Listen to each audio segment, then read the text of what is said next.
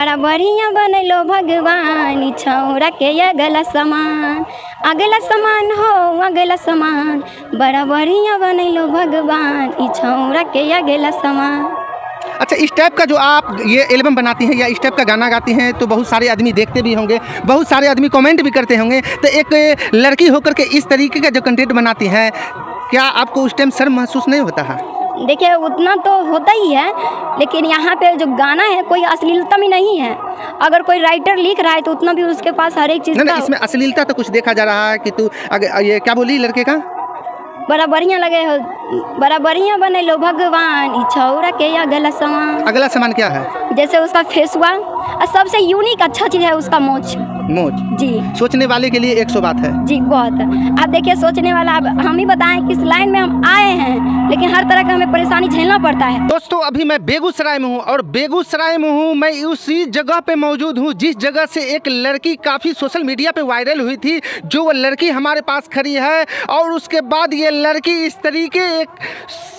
तरीके शोर मचा दिया कि आपको सोशल मीडिया पर रातों रात इस तरीके वायरल हो गई, जो आप हर जगह किसी भी रील पर देखिए आते ये लड़की धमाल मचाई हुई है। आखिर वो कौन सा आपको ये लड़की का आपको ये लाइनिंग था, कौन सा ये जलवा था, कौन सा करिश्मा ये लड़की दिखाई कि सोशल मीडिया पर ये काफ़ी वायरल चल रही है?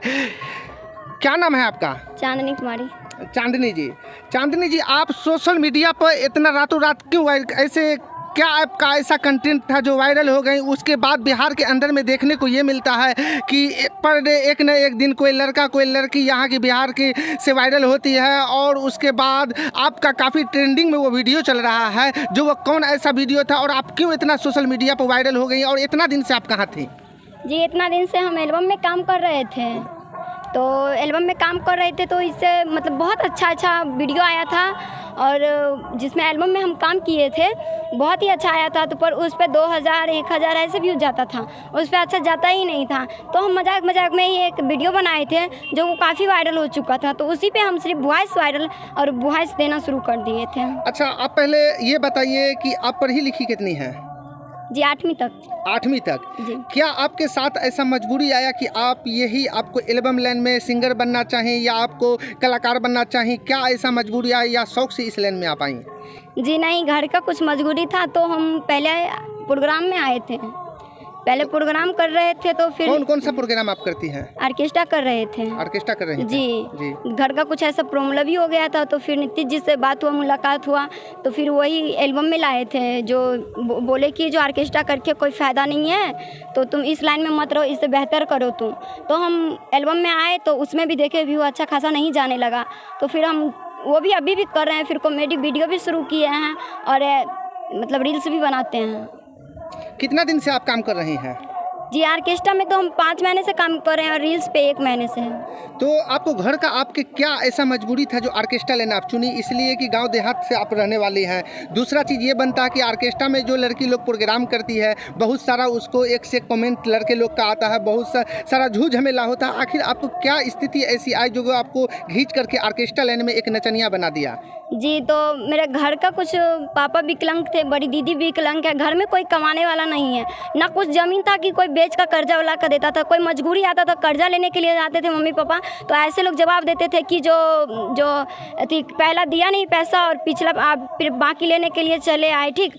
और पापा गिर गए थे तो कलेजा का हड्डी भी टूट गया था, तो कुछ काम नहीं कर पा रहे थे, तो इसीलिए हमको ये कदम उठाना पड़ा। और ऑर्केस्ट्रा लाइन में बहुत ही मुसीबत हमको झेलना पड़ रहा था, बहुत ही गंदा भी अच्छा भी। ऑर्केस्ट्रा लाइन में तो कोई अच्छा कमेंट नहीं करता है, ताकि बहुत ज़्यादा कमेंट कर रहे थे। तो ऑर्केस्ट्रा लाइन में जो आप बोल रहे हैं कि बहुत सारी मुसीबत का सामना झेलना पड़ा, ऑर्केस्ट्रा लाइन में जब से आप उतरी तो आपको किस किस परेशानियों का सामना करना पड़ा? जी, अब लड़का लोग हैं, अब झगड़ा झूठी होता है वो भी झेलना पड़ता था, कई गंदा भी बात बोलता था वो भी झेलना पड़ता था, और ऐसा बहुत ज़्यादा गंदा कमेंट करते थे कि ऐसी है वैसी है, नचनिया है, रंडी है, बहुत तरह की बातें बोलते थे।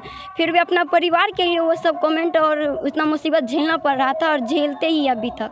तो उस टाइम आपको कैसा महसूस होता था, कैसा फील करती थी उस टाइम, जिस टाइम में आपको कोई अशब्द भाषा का प्रयोग करता था, गलत कमेंट करता था, उस वक्त आपके दिल पर क्या गुजरती थी? उस समय जब कोई बोलता था तो सिर्फ आंख से आंसू आता था कि आज मैं इस लाइन में आई हूँ तभी तो मुझे ऐसा बोल रहे हैं, और मजबूरी का सभी आदमी फ़ायदा उठा रहे थे।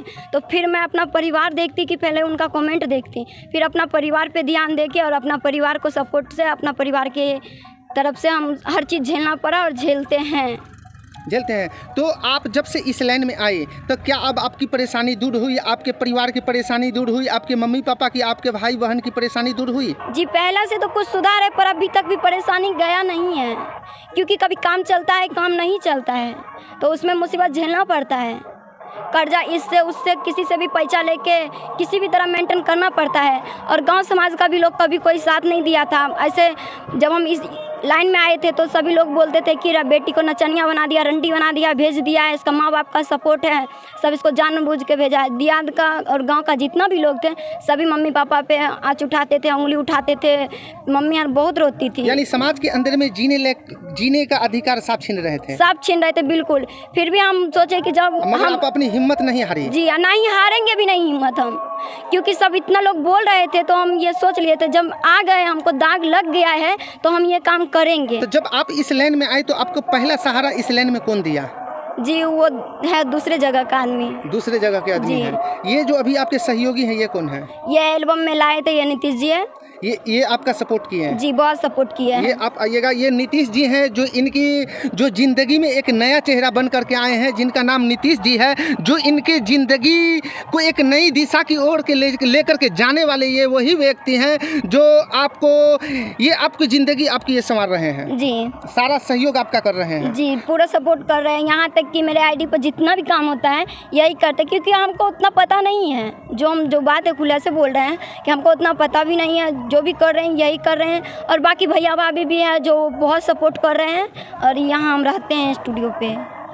तो आपका रहना सहना ये सारा यहीं रहता है? जी मेरा यहीं होता है। तो आप जब यहाँ रहती हैं तो अब आपके परिवार वालों को क्या गांव के आदमी ताना भी देते हैं? जी दाना देने वाले तो अभी भी कम नहीं किया। और आप यहाँ से जब जाती हैं अपने घर कितना दिन पे जाती हैं? घर अभी तक तो नहीं गए हैं, 5 महीने से निकले हैं तो अभी तक घर नहीं गए। घर कहाँ आपका पड़ता है? जी बेगूसराय जिले पड़ता है। बेगूसराय जिला पड़ता है, और अभी भी आप बेगूसराय में हैं? ठीक है। तो आप जब अपने गाँव जाती हैं तो क्या गाँव जाने के बाद किसी तरीके का ताना सहना पड़ता है, किसी तरीके की परेशानी का भी सामना करना पड़ता है? हम अभी तक गाँव नहीं गए हैं, पर बोलते हैं गांव का लोग कि जब उसकी बेटी आएगी तो उसको दियाद से बांट देंगे, रहने नहीं देंगे, ऐसा बहुत तरह की बातें बोलते हैं सभी आदमी।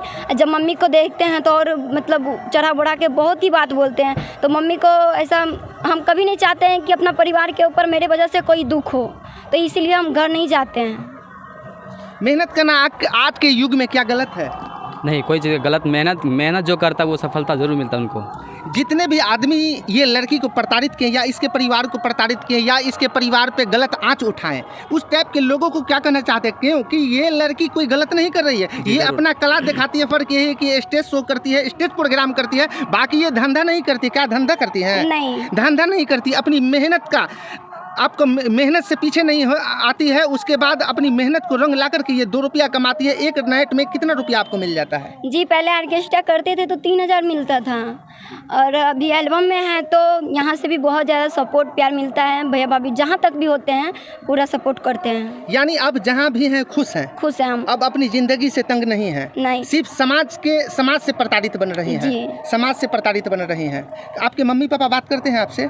नहीं, कभी कभी बात तो हम कॉल करते हैं तभी बात करते, तो मम्मी अब कोई भी है तो अपना बेटी के ऊपर कोई भी सुनेगा तो बोलेगा ही ना, बेटी तुम चलाओ कितना भी कर्जा है। मम्मी यहाँ तक बोल रही थी कि मैं घर बेच के कर्जा वाला को दे दूंगी, पर तुम मत जाओ, मगर इस लाइन में मत जाओ। हाँ, मगर सारे की बोली को काट करके आप यहाँ तक जी हम आए, क्योंकि जब मेरा घर बिक जाता तो मेरा परिवार रहता कहाँ? कोई कमाने वाला नहीं था कि भाड़ा पे भी घर लेता तो वो घर का किराया कहाँ से भरता। इस परेशानी का सामना झेलना पड़ा? जी बहुत ज़्यादा झेलना पड़ रहा है, अभी भी झेल रहे हैं।